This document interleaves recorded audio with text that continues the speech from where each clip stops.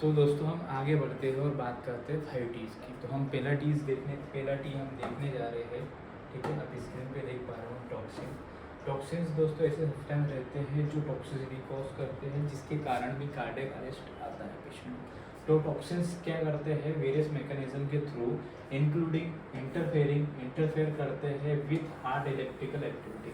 जो हार्ट की electrical activity है उसको डिस्टर्ब करते हैं, जिसके कारण कॉज क्या करते हैं, इलेक्ट्रोलाइट इम्बैलेंस कर देते हैं और डायरेक्टली डैमेज हार्ट मसल। और क्या करते हैं, डायरेक्टली हार्ट मसल को डैमेज करते हैं।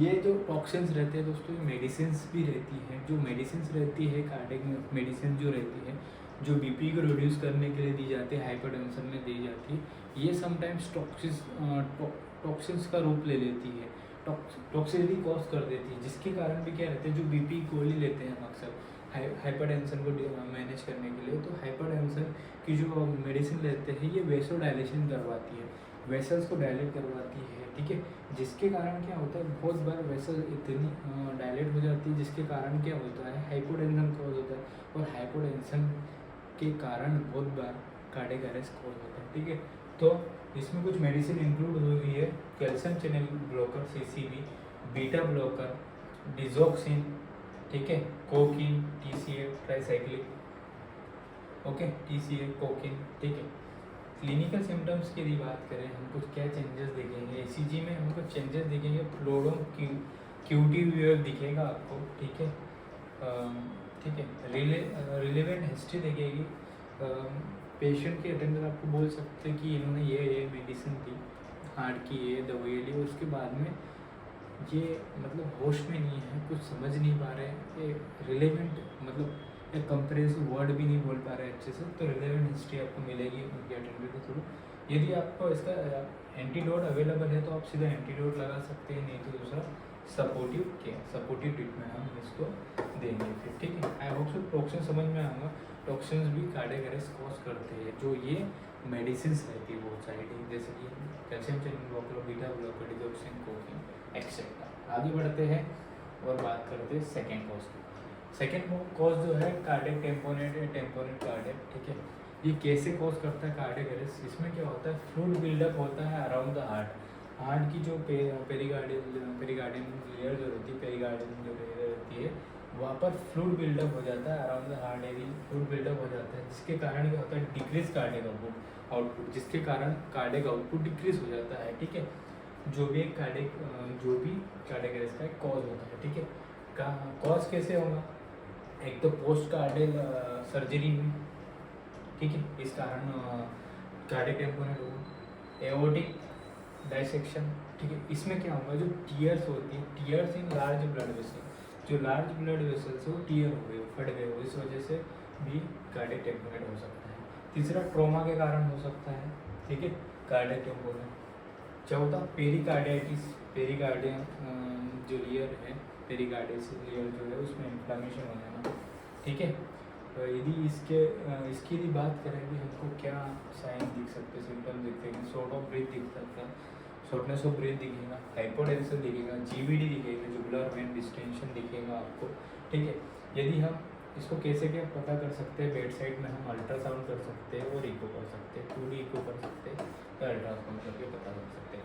इसका ट्रीटमेंट जो है पेरिकार्डियोसेंटेसिस कर सकते हैं, जो पेरिकार्डियम लेयर में जो फ्लूइड भरा है उसको हम एक नीडल डिकम्प्रेस करके जो फ्लूइड बिल्डअप है हम उसको बाहर निकाल सकते हैं, थोरेकोटोमी कर सकते हैं। ठीक है, आई होप सो आपको समझ में आएगा। यहाँ करके आगे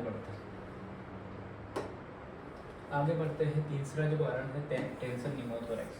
तीसरा जो कारण है कार्डियक अरेस्ट का T3 टेंशन निमोथोरेक्स। टेंशन निमोथोरेक्स में क्या होगा दोस्तों, कंडीशन अकर होती है when air leaks into the space between lungs and chest wall. जो लंग्स है और चेस्ट वॉल के बीच में जो स्पेस है वहाँ पर क्या होता है, एयर लीक होती है। ठीक है, एयर लीक होती है, मतलब कौन सा स्पेस, पूरा स्पेस में, जिसके कारण टेंशन निमोथोरेक्स होता है। जिसके कारण पेशेंट किस कारण टेंशन निमोथोरेक्स होता है, एक तो ट्रॉमा हो सकता है, किसी प्रकार का ट्रॉमा, एक्सीडेंट उस वजह से हुआ हो।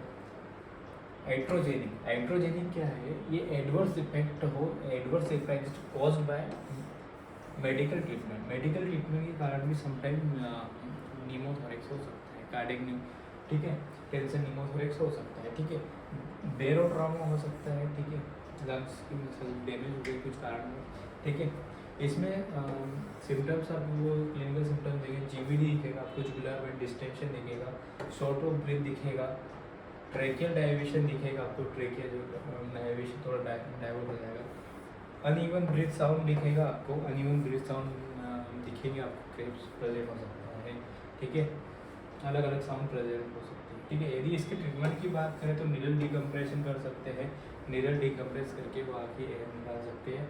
मोस्टली हम आईसीडी करते हैं, ठीक है, आईसीडी डालते हैं, ठीक है। ये क्या होता है, इंट्रा कोस्टल ड्रेनेज बोलते हैं इसको, इंट्रा कोस्टल ड्रेनेज बोला जाता है। हम इसके जगह पिक्टेल कैथेटर भी यूज़ करते हैं, ठीक है, जो एयर लीक हो रही है उसको पिक्टेल के थ्रू भी हम रिमूव कर सकते हैं, आईसीडी, इंट्राकोस्टल ड्रेनेज और पिक्टेल का यूज़ करते हैं। आगे बढ़ते हैं और चौथा कॉज देखते हैं। चौथा कॉज है दोस्तों थ्रोम्बस, कार्डियक थ्रोम्बस या पल्मोनरी थ्रोम्बस जिसको बोला जाता है।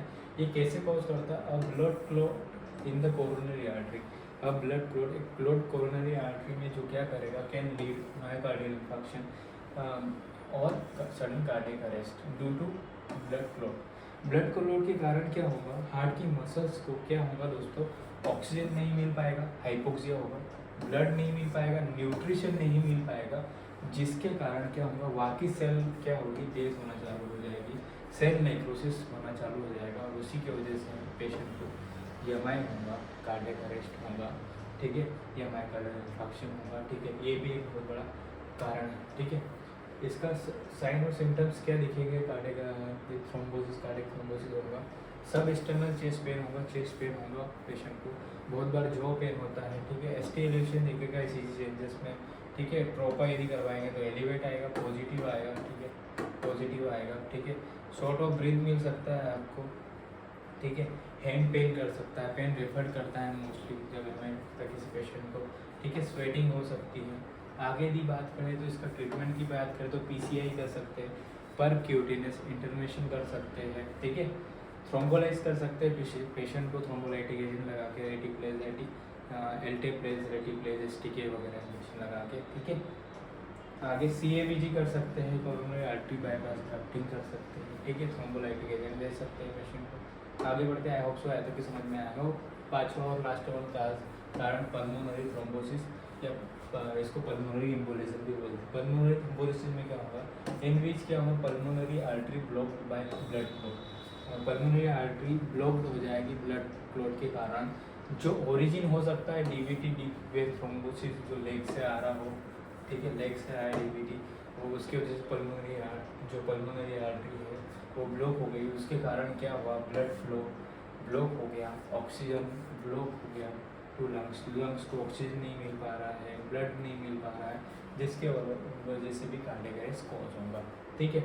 कॉज रहेगा लार्ज पल्मोनरी एम्बोलिज्म, ठीक है, जो ब्लॉक कर देगा, जिसके कारण क्या होगा, restrict the RV output, right ventricular output कम हो जाएगा, उसकी वजह से कार्डियक अरेस्ट का रूप लेगा। साइन सिम्टम्स की बात करें तो शॉर्ट ऑफ ब्रीथ दिखेगा, हाइपोक्सिया दिखेगा, टेकिकार्डिया दिखेगा पेशेंट को। ट्रीटमेंट की यदि बात करें तो इम्बोलेक्टोमी कर सकते हैं, ठीक है, और फाइब्रोनाइटिक एजेंट देंगे उनको, फाइब्रोनाइटिक मेडिसिन देंगे। आई होप सो यहाँ तक कि आपको कार्डियक अरेस्ट और reversible cause of cardiac arrest 5H and 5T आपको समझ में आया होगा। Thank you so much, thanks for